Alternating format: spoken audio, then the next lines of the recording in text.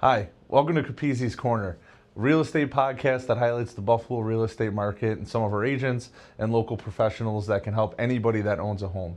Thanks for tuning in. Today, I have a guest, Marie Stoklosa, who's actually the real estate manager out of our Amherst Clarence office.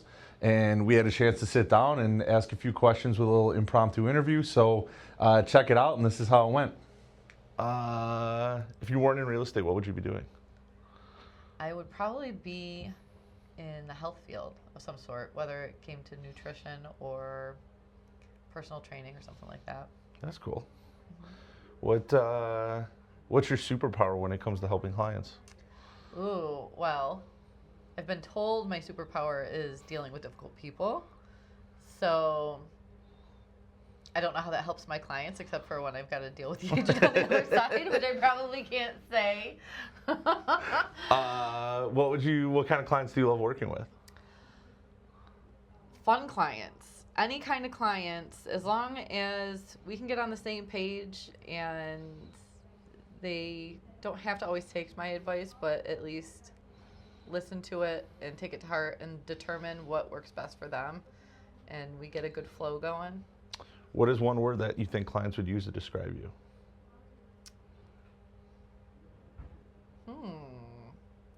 That is a good question. I guess, I don't know. I definitely educate my clients. I took clients out this past weekend, and the mom and the sister came when I was showing them. They were coming from out of town, so they had some family there. And even the mother, who's owned multiple properties in the past, she said, I learned so much today. And so even though there's so much that she already knows, it's the educational piece of it. And I think that I'm very good at that. So educator? Yeah. That was one word? Yeah. How we go educate? That's cool. So, right. I give you 100 words instead of one. So if clients move to Buffalo, what would you say is like the best local restaurant or hidden gem that Buffalo has? Ooh, I got so many. I have to say probably one of my most favorite restaurants, though, is Osteria. Ooh. Yes. Where's that? Oh, it's right down on Franklin, 166 Franklin. You know the address? Well, the address is in the name. It's actually 166 Osteria. So it's part of the name, but it's phenomenal. It's one of my favorite places to go for sure. What's your favorite meal there? Like, what do you have to? If I'm going to Osteria, what do I have to get? So, I am picky. I don't always love arancini, even though I always get them. And I'm also a risotto snob. But they don't even call them arancini. They call them risotto bites. And I always have to order those there. Always. I will also purchase an order to take home to have in the freezer for. Love that. To serve people when they come over or something like that. They're that good. Does it taste the same when you bring them home? You got to cook them in the, warm them up in the oven, and then the tomato sauce they give you with them is delicious. Love that. Very good. What do you do when you're not doing real estate? Hanging out with my kid. Yeah? Yes. What do you like to? What's your favorite activities? Oh gosh, he has so much energy. I love just going for walks with him. Yesterday, he went with me to the gym, and it was nice. We didn't play any music on the way to the gym. We just talked. We just had a night, and we get there. He goes, it was really nice having a conversation with you today, Mom. So anything that just kind of lights him up or he has fun doing. He's got baseball practice tonight, but of course, I love watching him play sports, and you know how he feels about football. Big athlete. Big athlete. Big athlete. Big time athlete. Yeah, that's got to be fun. Yeah, it's really cool.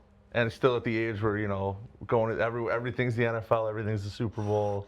He asked me yesterday sport, what I wanted to be when I grew up. And I said, I didn't know what I wanted to be when I grew up when I was a kid. I just knew I didn't want to be a teacher. But then I started telling him I'm kind of a teacher anyways in what I do. Just not in a school. And then I asked him what he wanted to be or what he's going to do when he grows up. He goes, I'm going to be in the NFL. Yeah, too easy. It's still the answer. It's just like that, yeah. He's 7, so he's got some time. If you had like a dream vacation, blank check, unlimited budget, unlimited time, what's your dream vacation? Ooh. I would need to do a lot of traveling through the Mediterranean. Ooh. Yeah. Italy, Greece. Morocco. Like I would love to just kind of sail around and relax in those places and eat all their food and drink all their wine. Love that. Yeah. That's cool. Yeah. I've never gotten out there. It's on the list. I've been to Rome, but that's in Europe. I haven't been in Italy's Europe, so definitely I on the list. I have a lot of places to still go to. Dean was telling me yesterday, my son, that in 6th grade he wants to go to Paris. Okay. Just Paris? Just Yep. That's where we want to go? He claims his friend is moving there in 6th grade, so he wants to go the day his friend moves so he can see Help his him friend move. in Paris and hang out at his house. I love that. That's awesome. Just, it's that easy. Car ride Yeah, conversations. it's that easy. Just get on a well, boat and, He's whatever day he's moving, that's just the day we'll go, Mom. Yeah, we're there. It's too easy. So what would you say, just to wrap up, how do you stay connected to your community outside of real estate? Well, I'm a sports mom, so I'm around a lot of other parents with their kids at sporting events and kind of try to get involved in anything with that I possibly can. But I also like to just go out and socialize with my friends, my clients, and just be out in front of people, meeting new people all the time. So however I can do that, I like to do it. Nice. Then the last question that I'm going to ask everybody, and I think this is a great last question. Tell me about your first deal, what you learned from it, and what was a win from it. Okay. I got it. My first clients, I was about a year in the business. They were friends of mine. And I sold them, before I sold them the house that they actually bought, I had to do my offer presentation for a different house for an offer they wanted to write. This is where the lesson is that I learned. And 20 years ago, when you were presenting an offer, even if you were the only offer on the table, you were presenting in front of the sellers and the listing agent at the agent's office. So I go to the office, and I had never done this on my own before, and I start going through the offer, and I start with the offer price. And before I could even finish getting through page 2 of the contract, the listing agent goes, "Oh, a lowball offer." So I learned, number one, just so he knows, it's not a lowball offer if it's fair value. Okay, sorry your house is overpriced.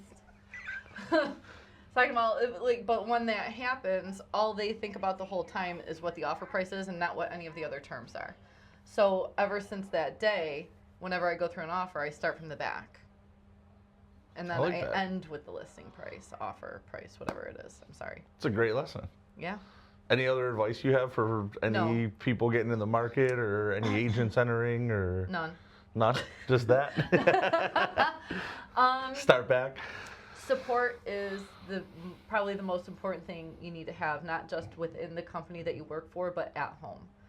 Our job is a lot of odd hours, and socializing is part of what we have to do to grow our business. Those are really important things, so having the support behind you at home is important because your spouse or significant other or your children need to understand why you're gone at those times when you might usually be home, stuff like that. That's probably the biggest thing. And have a budget. That's huge. Because we don't always get paid. No, that's huge. So you need to be really smart about a budget. Smart. Mm-hmm. All right. Yeah. Thanks. That's fun.